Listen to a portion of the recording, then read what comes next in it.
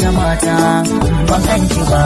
Garin Kano na sauka a farkon tafiyata, gidan su Zainaba wata ce mai kaunata. Na ajiye jakata a gidan su na huta, wani muka yi muna fira juna mun fahimta. Ta ce da ni ka turo ba yanzu ba, ka zo mu yi aure ba yanzu ba.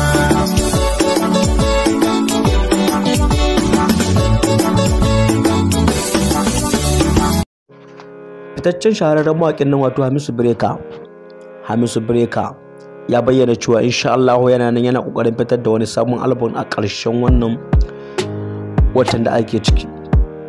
Lalle Hamisu Breaker fitaccen shahararren mawaƙi ne wanda yake taka rawar gani a wannan lokaci. Hamisu Breaker yana cikin mawaƙa na gaba waɗanda suke taka rawar gani a daidai lokacin da ake ciki. Lalle Hamisu Breaker yana cikin fitattun mawaƙa waɗanda tauraro su take haskawa a wannan lokaci.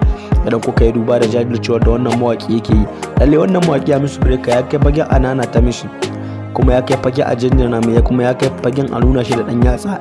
Idan kuka yi duba da irin jajircewar da wannan mawaƙi yake a wannan lokaci, idan har ana maganar mawaƙan Hausa a daidai wannan lokacin da ake ciki, to tabbas Hamisu Breaker yana cikin mawaƙa na gaba waɗanda za a fara kama sunansu a ɓangaren waƙa. Lalle wannan mawaƙi ya samu ɗaukaka a cikin ƙanƙanin lokacin da ba a yi tsammani ba, wanda yanzu haka yana nan yana cin ganiyarsa yanzu haka. Lalle Hamisu Breaker ta shahararren mawaƙi na a zantawar da muka samu damar yi da shi, ya bayyana mana cewa insha Allah yana nan yana ƙoƙarin fitar da wasu shahararrun waƙoƙi a ƙarshen wannan wata mai kamawa. Wannan channel tana cikin ɗaya daga cikin channel ɗin da za su haska waɗannan waƙoƙi da zarar ya fitar da su. Lalle Hamisu Breaker fitaccen shahararren mawaƙi na wanda ya kai an nuna shi da ɗan yatsa.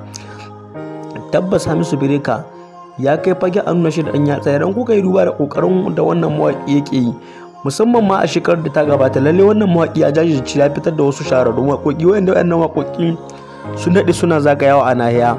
To wannan shekarar ma Hamisu Breaker lalle ya taka rawar gani da irin ya fitar da wasu shahararrun waƙoƙi waɗanda yanzu haka waɗannan waƙoƙi suna cin ganiyar su a wannan lokaci da ake ciki.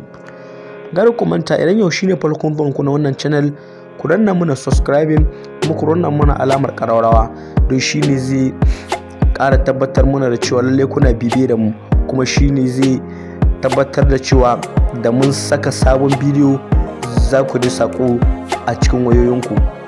Lalle Hamisu Breaker fitaccen shahararren mawaƙi na wanda ya kai amna shi da ɗan yatsa.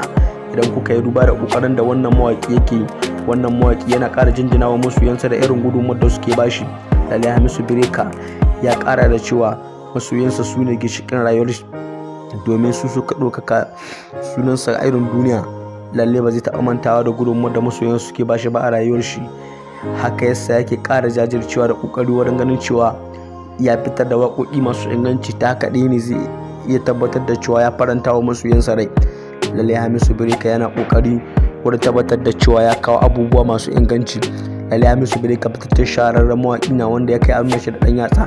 Idan kuka yi duba da irin jajircewar da wannan mawaƙi yake yi, wannan mawaƙi a kwana-kwanan nan ma ya fitar da wasu shahararrun waƙoƙi waɗanda wayannan waƙoƙi yanzu haka suna cin ganiyar su a irin duniya. Lalle wayannan waƙoƙi da Hamisu Breaker ya fitar yanzu haka suna zagayawa sassa